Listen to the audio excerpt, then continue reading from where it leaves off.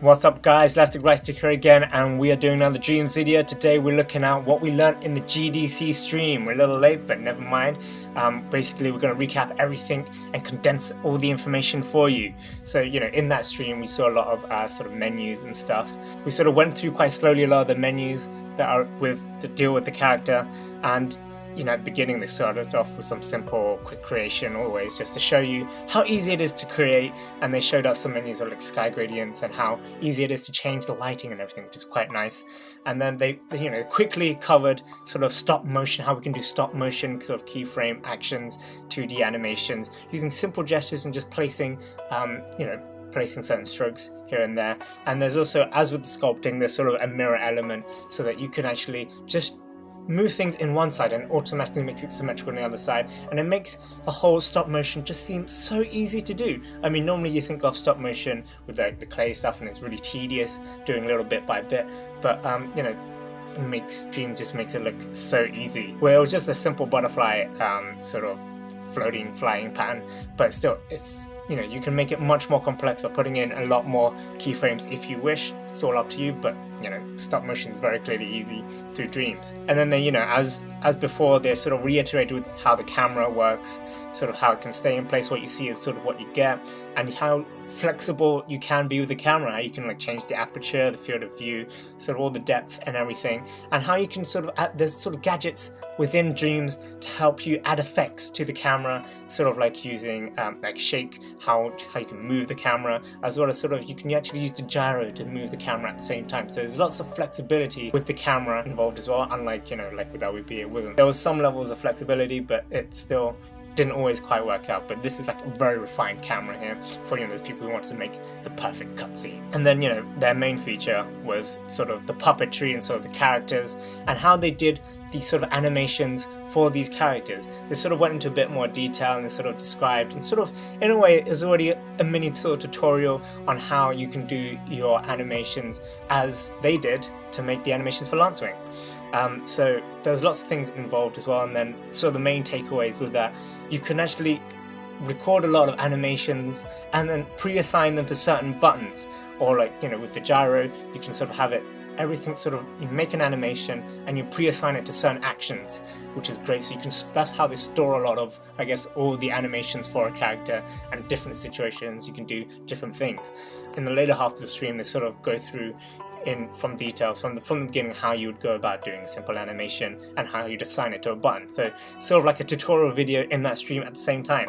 You can link the mic to the mouth movement, which is great, so that it really helps with the whole video recording. You actually want to record a scene or a movie, or sort of just do like some sort of acting out. I really feel like in their stream it shows that basically there's a whole potential for people to sort of do live streams of improv shows, sort of instead of like theater. You just you're creating your character, you assign a whole bunch of pre-made animations so that you've prepared your character, it's all set, you've got your animation. You can wave, you can slap, you can jump, you can roar, you can fly, whatever it is, it's all pre-done, and then you can just make it a fun live show of it rather than just having a pre-recorded movie. Obviously some people want to make a pre-recorded movie, it's like more polished, you can have more control of it, but then you can have the more fun element of just having everything all ready for you. You can just do a little live sort of theatre performance, which is great. I think that's really amazing. As you can tell, there's a massive range of movements. You can go through, eyes individually, the eyes, the body, the mouth, the limbs, the head, everything that you made in the character. You can move around and just make animations and sign to certain things. And it's not like you're necessarily limited to one button at a time. It does seem like the stream indicated that you can make it a combination of buttons to do certain animations. So especially if you're using like a DualShock controller, there's so many buttons on that controller. I mean, you can map a lot of different animations there. There's actually a timeline that you can sort of edit and sort of check and make adjustments to all your animations. You can actually see a timeline of your animations. That is really, really great, I think, for creators that are doing movie making, because then that really helps sort of put into perspective what's doing what at what time. It really helps, and it's a great feature there. Now, all this discussion about what you can do with the characters that you make, the puppetry, makes it seem like it'd be quite unfriendly to make, but MediaMarkt have made their menus quite fun, less intimidating, more friendly, more user friendly, because they're using terms like sassiness, lumberingness, stompiness, bounciness, arm flinginess. So there's no sort of technical jargon in there.